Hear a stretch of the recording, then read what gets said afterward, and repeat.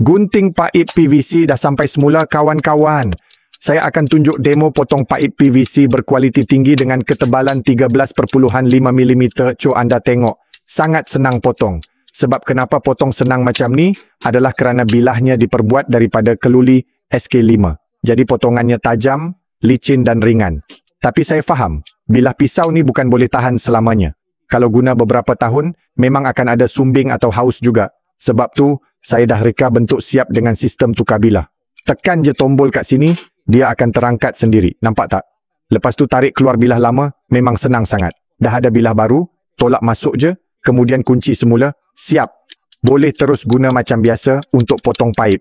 Mudah sangat nak guna, kan? Bukan tu je.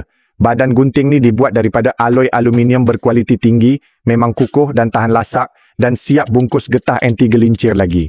Saya betul-betul rekomen para tukang guna. Sebab memang tahan lama dan sesuai untuk kerja-kerja pembinaan. Sekarang ni kedai tengah ada promosi diskaun 50% hanya untuk hari ini saja. Cepat-cepat order sebelum habis stok. Alat ni memang terbaik dan jumlah sangat terhad.